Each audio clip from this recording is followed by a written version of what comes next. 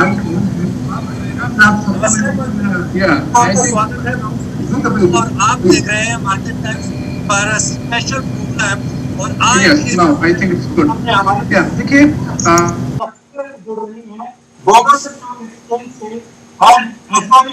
Segment के अजय ठाकुर साहब इस समय पर हमारे साथ में मौजूद है। उनसे जान लेते हैं कि इस समय पर कोविड-19 की जो त्रासदी है उसका जो इम्पैक्ट स्मॉल और देखा, यूं तो पूरी अर्थव्यवस्था के ऊपर हमने हालात बिगड़ते हुए देखे हैं। इकोनॉमी शून्य के नीचे चली गई है। उसके बाद अब क्या लगता है एसएमई सेक्टर के अंदर क्या जान वापस आएगी? जैसे जैसे ईज ऑफ हो रहा है, लॉकडाउन खुल रहा है, इकोनॉमी को आने के लिए कमर कसी है। ऐसी स्थिति के अंदर एसएमई का भविष्य क्या नजर आता है और अपॉर्चुनिटीज कहां पर नजर आती है, इस पर हमारी विशेष पेशकश। अजय जी, स्वागत है आपका मार्केट टाइम्स टीवी पर। बहुत बहुत धन्यवाद। अजय जी, मेरा पहला सवाल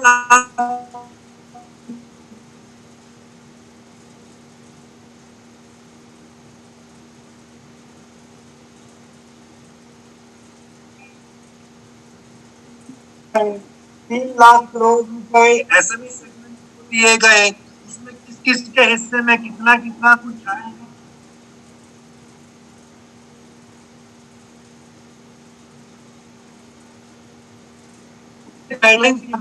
देखिए जाए कि ये मिनी बजट नहीं रहेगा और ये मिनी बजट से बढ़कर की तौर पर आएगा और इस पैकेज का और सरकार की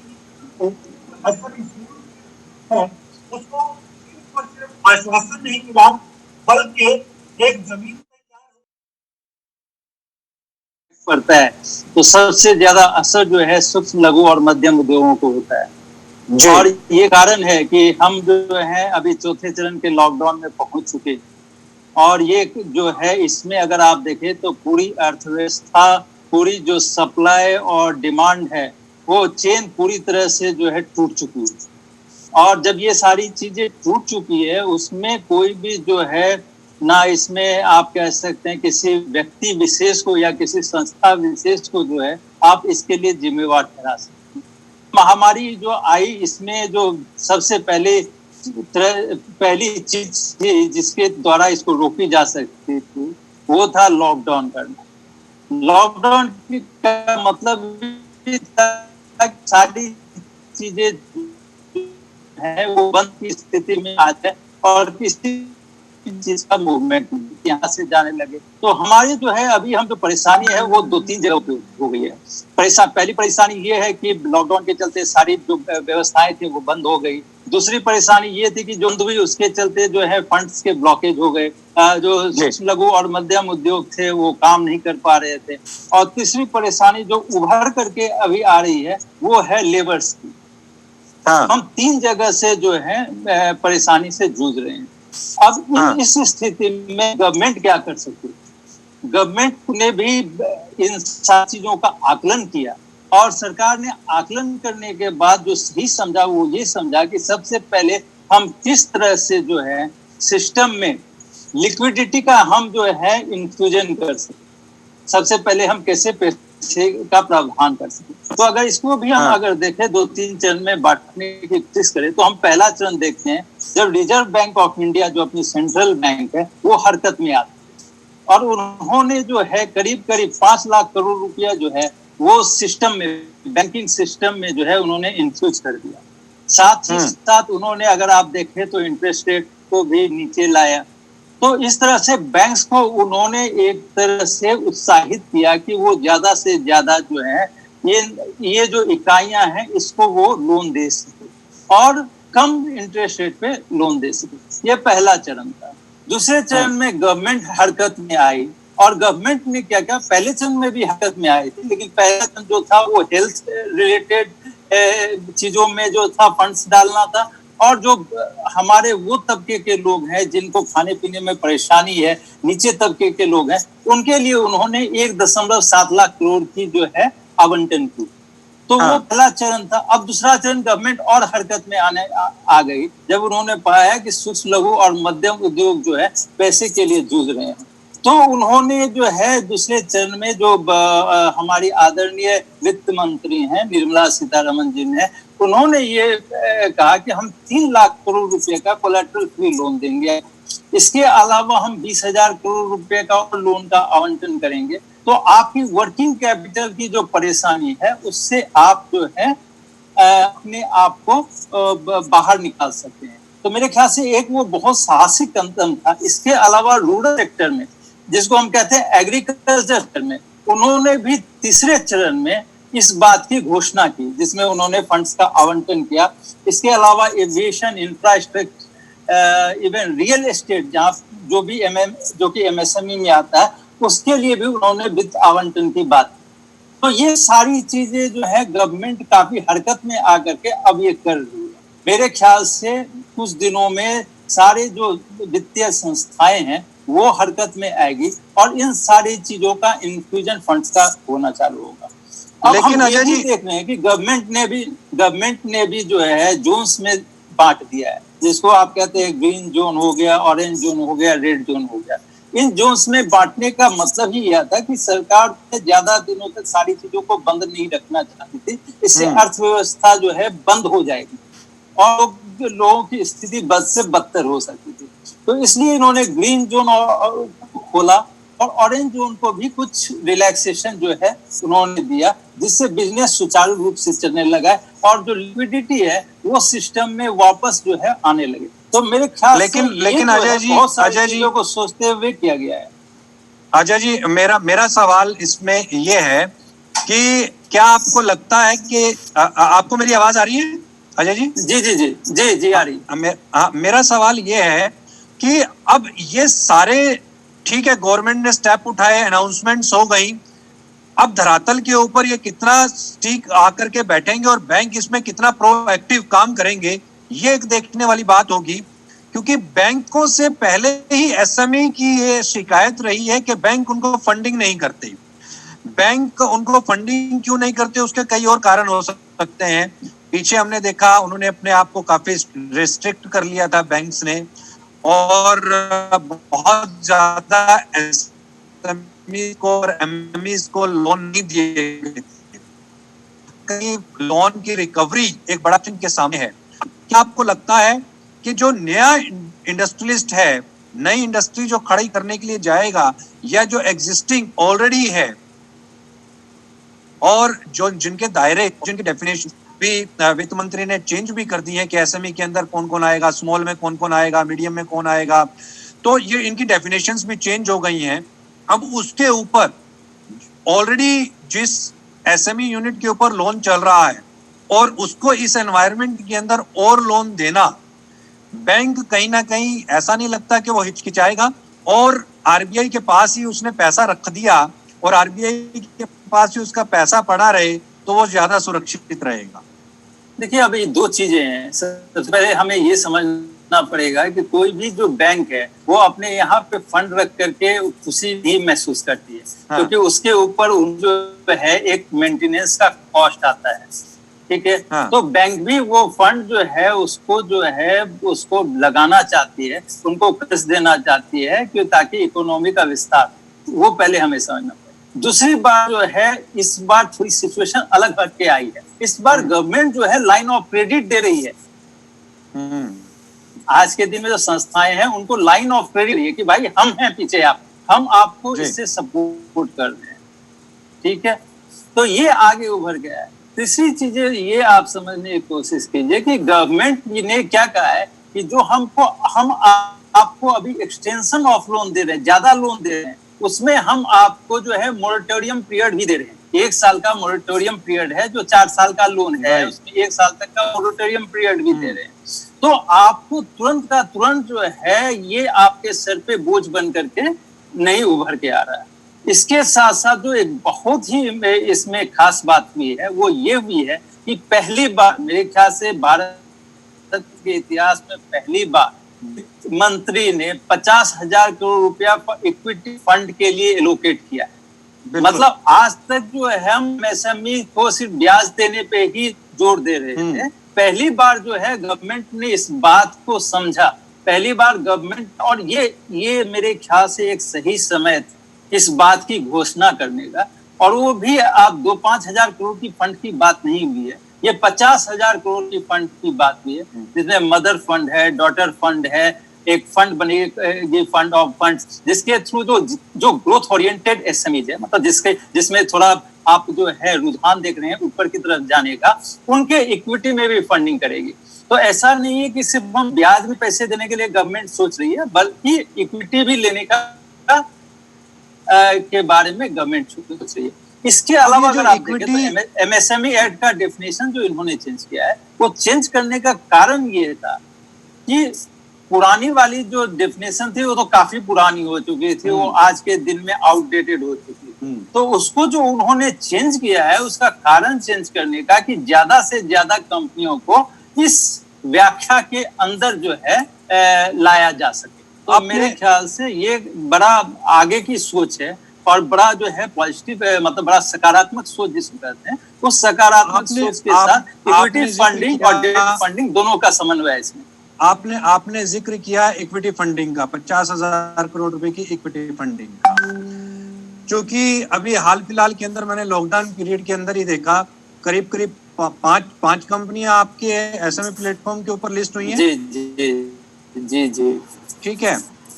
तो ये एक काबिल तारीफ है कि जहां पर दुनिया लॉकडाउन थी वहां पर आप लिस्टिंग पे लिस्टिंग कर रहे थे, तो कहीं ना कहीं एक विजन दिखाई देता है। और आपको बताना चाहूंगा मैं, इस बात पे खुशी होगी कि और सारी कंपनियां हमारे पास आगे बढ़ के आ रही है कि उनको भी BSE SME platform, startup platform पे अपने आप को सूचीबद्ध करना। तो ये एक अच्छा मूव हो जाएगा। और जिस तरीके से इक्विटी फंड अब ये इंट्रोड्यूस हुआ सरकार की तरफ से भी 50,000 करोड़ रुपए का, तो इसको किस नजर से देखा जाए, और क्या आपको वाकई में लगता है जहां पर एक तरफ गवर्नमेंट जो है वो अपनी कंपनियों से, जो पीएसयू कंपनीज हैं उसमें से अपनी इक्विटी को लिक्विडेट करने जा रही है, वो बेचने जा रही है, 100% 100% इक्विटीज वहां से निकालने जा रही है ताकि लिक्विडिटी को रेज किया जा सके, और दूसरी तरफ ये 50,000 करोड़ रुपए का इक्विटी फंड का रेज करना, ये दोनों बातें आपस के अंदर क्या लगता है आपको विपरीत दिशा के अंदर जा रही है, या ये बिल्कुल एक समानांतर दिशा की तरफ इनका एक रुख है? नहीं, देखिए दोनों बहुत अलग बातें। जब हम आप पीएसयू और वो सब की डाइल्यूशन की बात कर रहे हैं, वहां पे उनके पास 100% या 85% या 75% इक्विटी, जिसकी वो डाइल्यूशन की बात कर रहे हैं। ये नहीं कह रहे हैं कि हम जो है आपकी इन कंपनियों की इक्विटी हमारे पास नहीं रहे, हो सकता है मेजोरिटी ऑफ द स्टेक उनके पास ही रहे, ये वो अलग चीज है। जो एग्जिस्टिंग उनके सारे शेयर्स है उसमें से कुछ अपनी प्रतिशत डाइल्यूट करना चाहते हैं, जबकि ये नई कंपनियां हैं जहां पे एडिशनल 15% या 20% अपनी जो है उसमें इक्विटी बढ़ा रही है, मतलब अपना साझेदारी बढ़ा रही। तो दोनों अलग अलग पहलू हैं, दोनों सेम पहलू नहीं है, एक ही पहलू नहीं है, दोनों अलग अलग पहलू। तो यहाँ पे डालने का फंड मतलब ये है कि जो हम भी इनको बड़ी कंपनियां बनाना चाहते हैं, एक तो बड़ी कंपनी बन गई तो उनकी हम इक्विटी डाइल्यूट करके फंड्स लाना चाहते हैं, जिसमें अभी तक हमने सारा इक्विटी अपने पास रखा, और दूसरी जिसमें हमारी कोई भागीदारी नहीं थी, उसमें अब हम थोड़ी भागीदारी बढ़ा करके उसके विकास का रास्ता जो है उसको हम मुखर कर रहे हैं।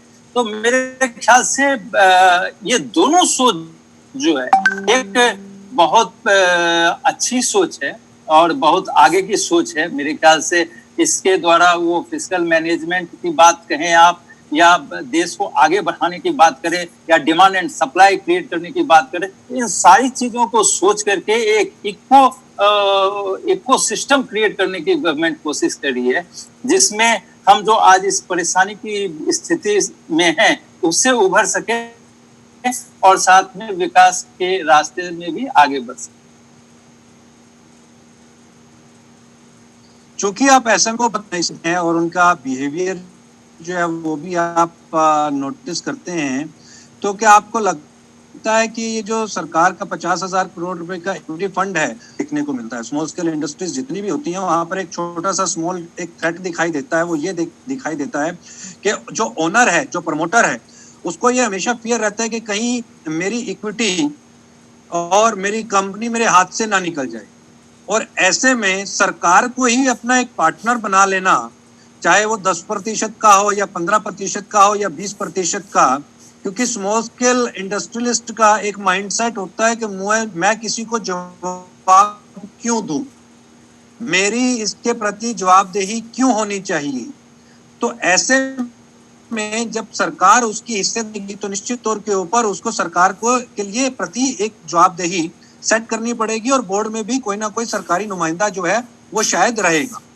ठीक है, अगर हम इसको long term point of view से देखते हैं तो ऐसे में क्या आपको लगता है कि धरातल के ऊपर ये जो मॉडल है हिंदुस्तान के जो इंडस्ट्रियलिस्ट का जो माइंडसेट है उसके साथ मेल खाएगी और एक अच्छी मैच मेकिंग होगी और इसमें सरकार सक्सेसफुली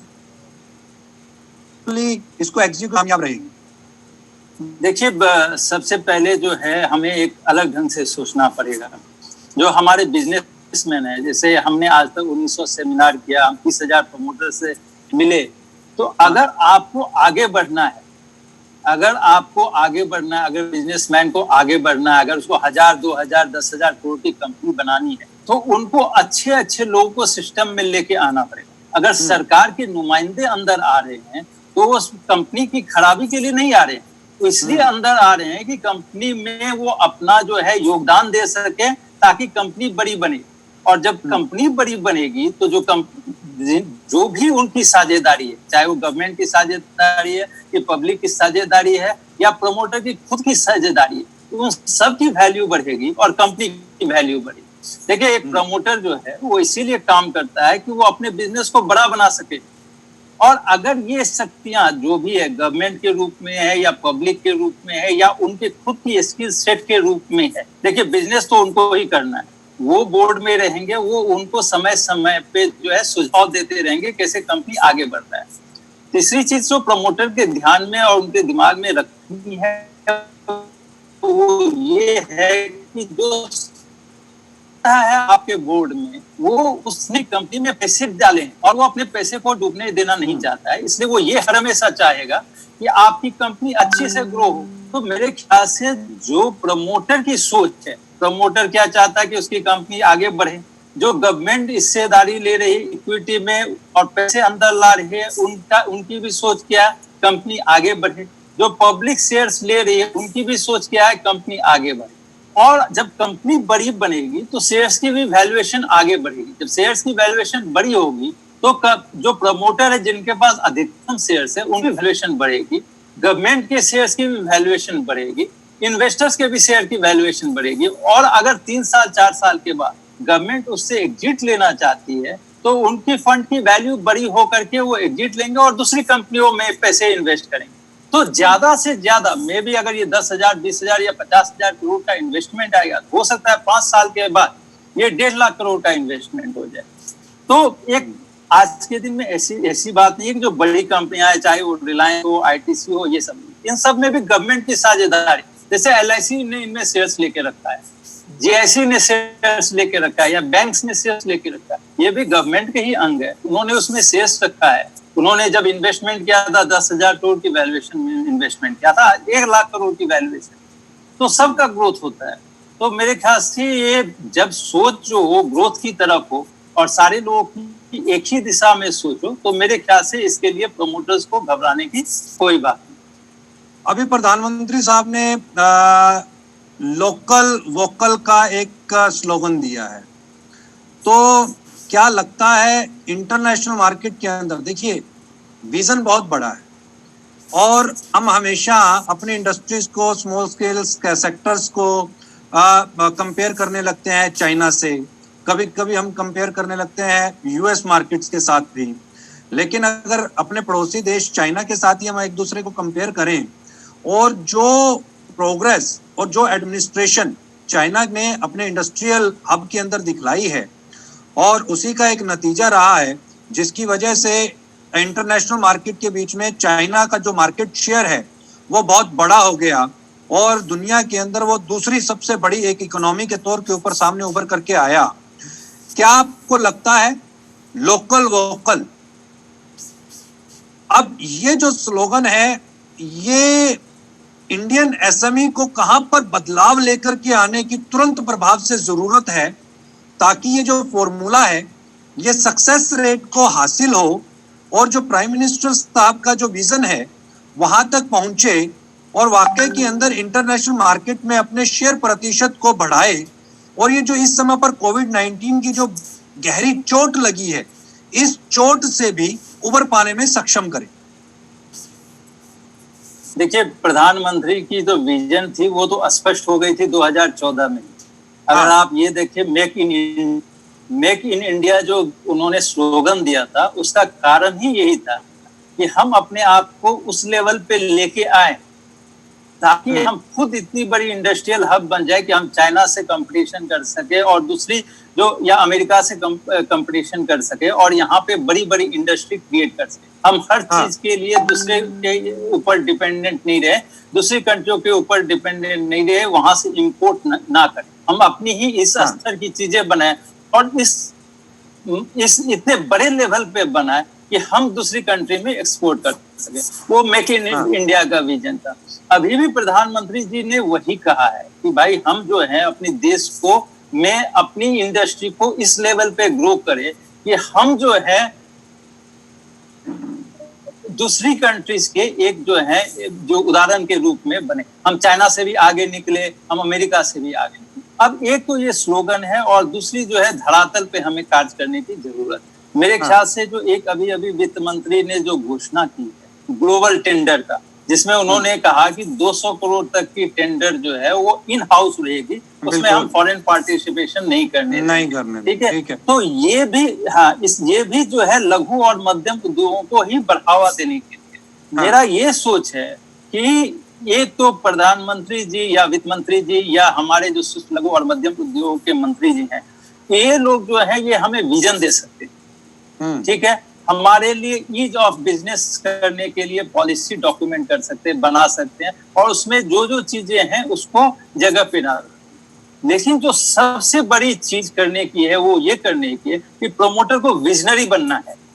जितनी भी सिस्टम्स में आपके पास रिसोर्सेज हैं, चाहे वो गवर्नमेंट ने रिसोर्सेज दिए या हमारी जैसे संस्था ने वो आपके लिए रिसोर्सेज बनाए हैं या फाइनेंशियल इंस्टीट्यूशन जैसे बैंक्स और एनबीएफसी है, आप इन सारे रिसोर्सेज को जमा करके आप उनको यूज करें, उनको आप उपयोग में लाएं और अपने आप को सूक्ष्म से लघु, लघु से मध्यम और मध्यम से बड़े उद्योग के रूप में अपने आप को विकसित करने के ओर कदम बढ़ाएं। जहां पे आप ये सोचने लगेंगे कि बाहर की भागीदारी क्यों लेनी चाहिए, गवर्नमेंट की इक्विटी क्यों लेनी चाहिए, हमको ये क्यों करनी चाहिए, और अपनी एम्बिशन जो है, अपनी जो विजन है उसको आप कम करेंगे, तो मेरे ख्याल से हम वो चाइना के लेवल पे नहीं जा सकते। आज हमें अपने देश के अंदर ही जायंट कंपनीज बनाने की बहुत जरूरी है और उस दिशा में कदम बढ़ाने की जरूरत है, तभी मेरे ख्याल से हम जो है आगे बढ़ सकते। अब हमारे सुनने वालों को बॉम्बे स्टॉक एक्सचेंज, जो भी स्मॉल स्केल इंडस्ट्रियलिस्ट इस समय पर हमें सुन रहा है या प्रोग्रेस करना चाहता है, फंड रेज करना चाहता है, बॉम्बे स्टॉक एक्सचेंज पर्टिकुलर उसका जो एसएमई सेगमेंट है वो किस तरीके से मदद कर सकता है और कैसे वो फंड को रेज करके इस कोविड-19 की चोट से बाहर निकल सकता है? देखिए, अभी तक तो आपको भी पता है इस देश में जितने भी लघु सूक्ष्म मध्यम उद्योग है, उसमें से अगर आप देखें तो 99% कंपनियां जो है ऋण पे पैसे उठाती है और अपनी बिजनेस करती है। हर ऋण की अपनी अपनी जो है लिमिटेशन होती है। कभी कभी अगर मतलब एटमॉस्फेयर अनुकूल है, मतलब अगर बिजनेस आपके अनुकूल है तो आप ज्यादा से ज्यादा लोन पे पैसे उठाते हैं और क्योंकि ब्याज चुकाने की आप में क्षमता होती है। अगर इकोनॉमी में थोड़ी भी जो है डाउनवर्ड ट्रेंड हम देखते हैं तो वही ब्याज चुकाना बड़ा मुश्किल हो जाता है और हमने बिजनेसेस को बंद होते देखा क्योंकि उन्होंने बहुत ही ज्यादा लोन ले रखा है। तो ये जो लघु और मध्यम उद्योग के लिए हमने ये एसएमई प्लेटफॉर्म बनाया था 2012 में हमने जो स्टार्ट किया, तो वो हमने इसलिए स्टार्ट किया था कि आप जो है सिर्फ ऋण लेकर के ही अपने बिजनेस को ना बढ़ाएं, अपनी बैलेंस शीट को स्ट्रेस नहीं करें। आप जो है स्टॉक मार्केट में आए, अपनी इक्विटी को जो है दे करके लोगों में आप जो है पूंजी उठाएं और अपनी कंपनी को आगे बढ़ाएं। अब ये जो पूंजी आती है ना, इसमें आपको ब्याज नहीं देना पड़ता है, इसको चुकाना नहीं पड़ता है, क्योंकि लोगों को आप भागीदार बनाते हैं।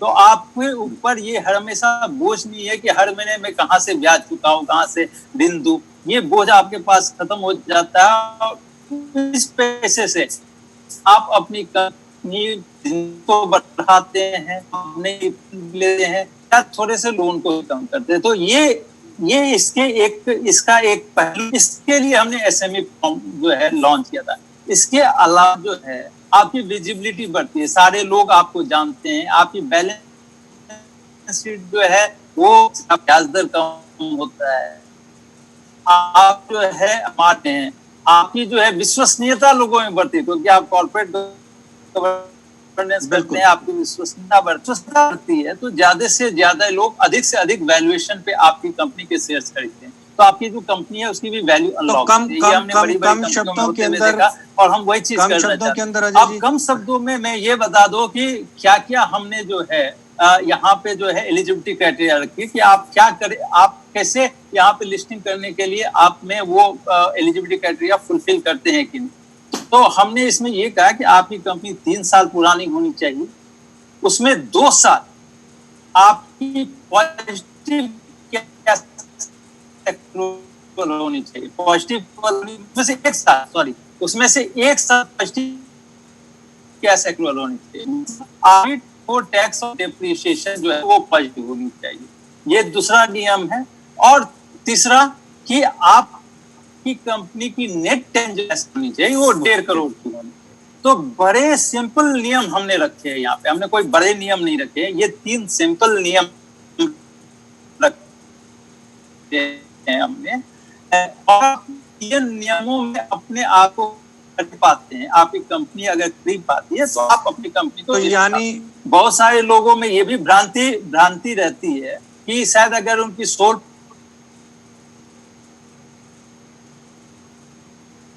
प्रोप्राइटरशिप है या पार्टनरशिप फर्म है तो वो लिस्ट नहीं करा सकते हैं। सोल रिकॉर्ड है तो उसको हम अलाउ करते हैं, उससे वो कंपनी में कन्वर्ट करना पड़ता है। हम उनकी ट्रैक रिकॉर्ड को कंप्लायंस से जिस डर बहुत सारे समय प्रोमोटर के मन में रहता है, उसको भी हमने काफी सिंप्लीफाई कर दिया है। और उसको हमने कर दिया है कि आपको सिर्फ पब्लिश करनी है और 6 महीने पे अपनी शेयर होल्डिंग पैटर्न हमको फाइल करनी है और ईयरली ऑडिटेड रिजल्ट और शेयर होल्डिंग पैटर्न फाइल का है नियम भी डाले। तो हमने पोस्ट लिस्टिंग के जो कंप्लायंस नियम भी काफी कम कर दिए हैं और जो लिस्टिंग के लिए एलिजिबिलिटी क्राइटेरिया है उसको भी हमने काफी। तो अब ये माना जाए कि अगर अब स्मॉल स्केल इंडस्ट्रियलिस्ट को, छोटे लघु उद्योग को, किसी प्रोप्राइटर को, किसी पार्टनरशिप फर्म को अगर अब फंड रेज चाहिए, ताकि वो फंड को रेज करने की जो उसकी चाह है, अगर बैंक उसका साथ नहीं देते, लोन नहीं मिलता उसको, तो एटलीस्ट बॉम्बे स्टॉक एक्सचेंज का प्लेटफॉर्म जो है वो उसके लिए खुला हुआ है। जी, हमारे लिए खुला हुआ है, हम उनको रेड कार्पेट वेलकम करेंगे। और अब तो गवर्नमेंट भी आपको बोल रही है, बार बार आपको कह रही है कि आप अपनी कंपनी को लिस्ट कराएं, तो कम से कम उनकी भी बात सुने और आए हमारे पास। बिल्कुल निश्चित तौर के ऊपर 6 करोड़ जो देश की स्मॉल स्केल इंडस्ट्रीज हैं उस तक आपका ये मैसेज हम कोशिश करेंगे कि लेकर के जाएं, और ताकि उनको एक रास्ता मिले और बॉम्बे स्टॉक एक्सचेंज की तरफ वो रुख करें। बहुत बहुत शुक्रिया अजय जी, जुड़ने के लिए, अपना कीमती समय निकालने के लिए बहुत बहुत धन्यवाद।